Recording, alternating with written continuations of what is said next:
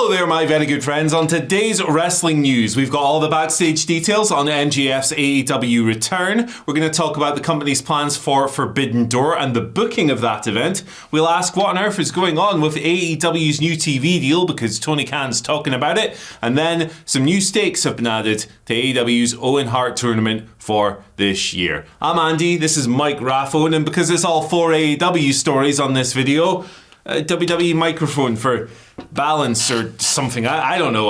Let's just talk about MJF. It's a bit late, but spoiler alert, he returned at Double or Nothing last night, doing so after the first match on the card, which was Will Ospreay versus Roddy Strong. Adam Cole came down, spoke. We're not going to do a full recap, just hit the key points because, Simon Miller's going to be here with ups and downs later on. That's where you can get your full recap and review from. Essentially MJF interrupts Adam Cole. He beats the crap out of him. He ditches him. He's dressed like 2002 Triple H. I mean, that's kind of funny. Triple H, when he came back from that big injury in 2002 with the denim and the lever, big emotional return, whatever. It's quite funny that MJF, a guy from another company who just hitched his wagon to the other company, formally, officially, publicly. It's funny. What can I say? He referenced Vince McMahon, which was also funny. And then he confirmed he is staying in AEW, or in his words, not effing leaving. He's got a nice new tattoo. We'll just put it on the screen right now. Look at that. He's got that on his leg. So that's a sign of commitment. He's sticking around. This was reported last week.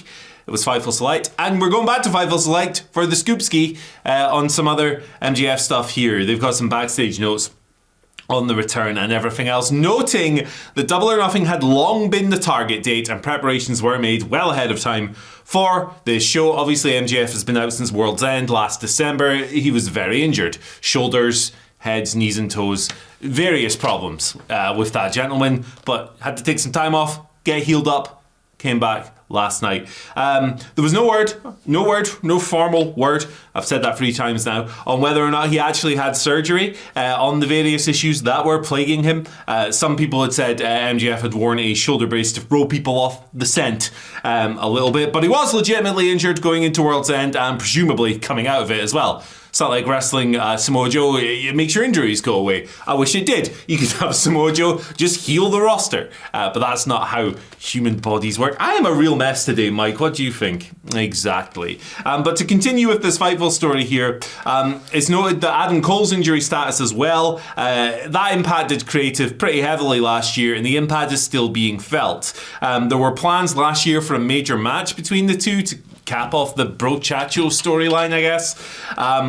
But as of this spring, it still didn't look like that was close to happening.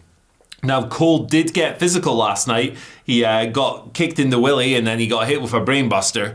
But I believe he's not cleared yet either. So there you go. That would be presumably why they can't wrestle each other. It'd be a bit silly if they did. Now, on a lighter note, talk about the theme music. We got an orchestral version of MJF's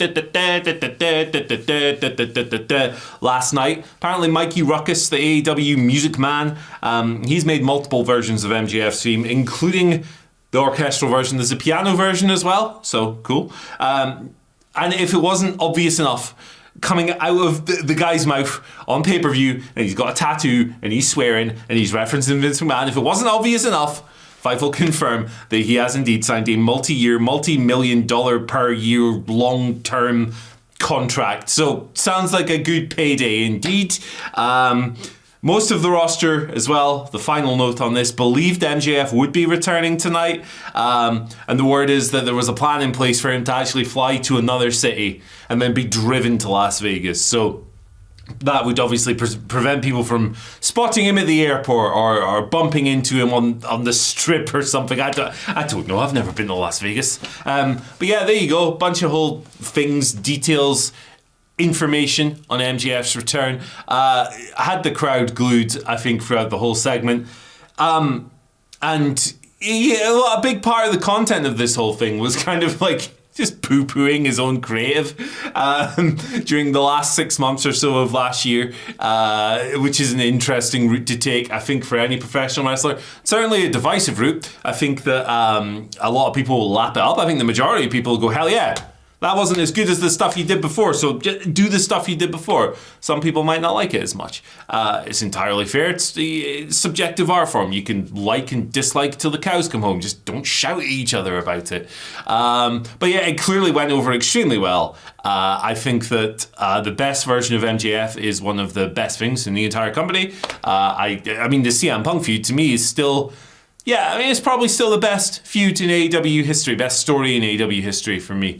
I know CM Punk is an accursed name online, but on the merits of the story and the feud and the match and the matches, and the promos and the angles they took, it doesn't get much better than that. So very happy to see MJF back in AEW. Let us know what you think in the comment section below. Do you think he came off well? Do you like the Triple H get up? Do you like the tattoo? Do you like getting back to swearing and referencing people that maybe he shouldn't be? I don't know. Tell me down below. I'm very curious to get the full range of opinions and takes on the big return, because it was probably the biggest talking point coming out of the show, which, like I said earlier, Simon Miller will be here to review a bit later in the day. Now, AEW, up next, what we got? Forbidden Door, yes, good. Crossover, New Japan, pay-per-view, you know the drill by now. Tanahashi showed up last week. That's fun. He's a legend. He's also the president of New Japan. But Fife will have some scoops on what's going on with Forbidden Door this year, and some booking bits and pieces as well. They've noted that New Japan, I almost said MJFPW. What? NJPW sources, not MJFPW, sources have indicated that several names have been mentioned as the potential AEW World Title challenger for Forbidden Door, including outside the box options, which have been considered relating to the pay-per-view. So, I mean, the term outside the box options when it comes to 2024 New Japan, it doesn't necessarily mean it's going to be good. I mean, there's a lot of interesting facets, but hey, look, if we get to, the time the world title match is booked and you give me a House of Torture person contending for the world title, I'm probably not going to enjoy that very much. However, my heart yearns for a Shingo Takagi or someone of a similar standard. Just give me an excellent wrestling match between Swerve Strickland and whoever you've got. And just make it someone killer, right? Make it somebody just super awesome. Shingo is so explosive and so outrageous and so hard-hitting and just so insanely great at the art of pro wrestling, going back into the early 2000s. Tomohiro Ishii, my favorite wrestler of all time, he can still turn it up, as we saw against Masa Kitamiya in Pro Wrestling Noah just the other week. There's some good options there. There's also some House of Torture options, so I'm hoping that they go, whoever it is somebody that AEW and New Japan agree would be good, and not a complete buffoon like Evil. It's noted as well that we can expect to see more New Japan wrestlers pop up over the coming weeks, as soon as this week, apparently, and we'll see who they are. Obviously, that will be, you'd think, to build to the pay-per-view itself. So, I mean, these shows are always fun to look forward to. And the first two have been excellent. So there's no reason to believe that this year's Forbidden Door won't be another absolute ripper. Yeah, I mean, today's New Japan product, it's not what it was even like 2 years ago. But obviously they've lost major names. Kazuchika Okada, Will Ospreay, countless others. And the booking patterns have definitely shifted over the years. Away from that King of Sport aesthetic towards something that is kind of increasingly dominated by Western tropes. It's something that goes back years and years and years. It's not a new thing, but it's definitely blooming right now. And, there is definitely a sense of malaise about the promotion. That doesn't mean to say that it isn't still hosting great stuff. Bryan Danielson, Zack Sabre is one of my favourite matches of the year. There's plenty of outrageous matches still taking place in New Japan. It's just, not quite the hot commodity it once was, at least in the West, which is where this pay-per-view is taking place, so that's kind of relevant. But the shows always kick ass, AEW pay-per-views routinely whip. I don't know. They do stuff that they punch the ass. They don't even whip it or whoop it. They just punch it. They're usually so impactful and so good. There you are. But yeah, Forbidden Door will be good. Let's see who shows up. Please, just a good opponent for Swerve. Please, no House of Torture. What's going on with AEW's new television deal? Well, Justin Barrasso of Sports Illustrated was speaking to Tony Khan, the AEW president, founder, creative CEO, everything, the boss of AEW, about this. And he asked him about the media rights, which have been an ongoing topic of discussion for, I don't know, feels like 2 years now, even though they're only just coming up at the end of this year. And Tony Khan gave a very Tony Khan answer, but there is some interesting stuff in here. I'll read it to you. He said, "It's a really exciting time for AEW." There's that opener. "We're in active negotiations for the AEW media rights. Warner Bros. Discovery continues to be the best possible partner, and they've helped us grow the brand.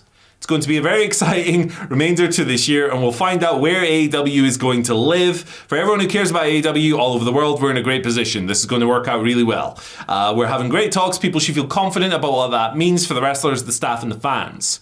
As a result of everyone's hard work and endless support from the fans, there will be a tremendous deal for AEW. The outlook for the company is so bright moving forward." So there's a lot of interesting situations in play with regards to AEW and Warner. They're still in the exclusive negotiating window, which means that AEW can't go and say, "Hello, other TV networks, we would like to talk to you." They can only talk to their current partners, which is WBD. Obviously, at the moment, broadcasting AEW TV on TNT and TBS. I don't know if the NBA rights thing has been wrapped up yet. I slept a lot last night. Maybe it broke overnight, who knows? But that is a factor because obviously TNT, Warner, whatever, we're paying exorbitant amounts of money to cover the NBA on TNT. If that's no longer going to be the case, there is the argument that they'll have more money and they'll be more desperate to retain properties like AEW, which perform extremely well for them. So they'll be like, "Hey, take more, just stay, come on, here's a good deal." The other side of that is relating to carriage fees, which is something I don't necessarily understand as much because I'm dense, but perhaps you can let me know in the comment section below if you're a TV guru. Now, the thing with AEW's TV rights is that forever they have been underpaid. They currently make roughly $45 million a year to go out. They've had various boosts. Well, I mean, I say currently, that was the original number. They've had various bumps that haven't really been disclosed since they've been adding content on TBS and TNT and stuff. So that might not be reflective anymore, but it's not enough. It's simply not enough. They perform well every single week. You can sit and look at no Millie and all of this silly nonsense that people talk about. But the fact is that this show, Dynamite, is in the top 3 or whatever almost every single week on cable. That's good. There's no other way to spin it. At the same time, on Fridays, Saturdays with Rampage and Collision, yes, initially, when you take the numbers out of context, they don't look so spectacular. But when you compare what the network was doing, what those channels were airing in those time slots previously, which are not great time slots, Friday and Saturday night, people are out, people are socializing, the numbers are far above that. Unless we forget, this is more anecdotal, but Warner Bros. Discovery, you sure do keep asking AEW to increase the amount of shows they're offering, from Rampage to Collision to whatever. So this is not a TV network that is unhappy with what it's currently getting. This is a TV network. These are the actions of a TV network that are almost certainly very happy with what they're getting from AEW. Obviously, Dynamite is the flagship. We'll see how all of this pans out, but I think it's looking positive. I think it's looking good. I don't think there's much reason to be doomsaying about this, but the problem is that even if they do get, I don't know, like 100 million a year or whatever, who knows, that's a total guess, there'll always be someone going, aha, but why is it not 200 million? They could probably get $1 billion per show and somebody would sit there and go, but no 2 billion? That's how Eric Bischoff makes a living these days. But hey, there we go. We'll see how it pans out. I think it'll be fine, honestly. Let's talk now a little bit about the Owen Hart Foundation, the Invitational Tournament. We've got word of some just increased stakes, some very specific stakes as well, for this year's edition of the men's and women's tournaments. This comes from Martha Hart, the widow, of course, of the late great Owen Hart, and Tony Khan, who appeared. They made a joint appearance on the Double or Nothing pre-show, confirming that the winners of the men's and the women's tournaments will receive world title shots at Wembley Stadium. That's all in on the 25th of August this year. We've also had it confirmed by Khan. He confirmed that the tournaments are going to start in Calgary, Alberta, Canada, very appropriate, on the 10th of July this year. So no word on who's going to participate in all of this, no word on like individual brackets or anything like that. It's very early in the game when it comes to this tournament, but we know that the winners are going to get these title shots in Wembley. Following in the legacy of the past 2 years' winners, Adam Cole and Britt Baker, year 1, of course. Ricky Starks, Willow Nightingale, year 2. But this is a bit more of a concrete reward. You're getting a high-profile match on the biggest, as in terms of attendance, AEW show of the year. It's hard to argue with that. So, hey, speculate away on potential winners. I think that, look, it's Wembley. Will Ospreay, very appropriate victor if he takes this tournament. I know he's just won a belt in AEW, but belt collector Ospreay challenging for the world title on home turf is pretty cool across the board. And on the women's side of things, look, I'm well aware I've just booked one English person to win. If Jamie Hayter can wrestle sometime soon and can come back in time for this, that'd be sick as well. But yeah, like I enjoy this tournament every year. I like that the legacy of Owen Hart is being honoured in AEW. It needs to be honoured somewhere in professional wrestling because he's such a significant figure.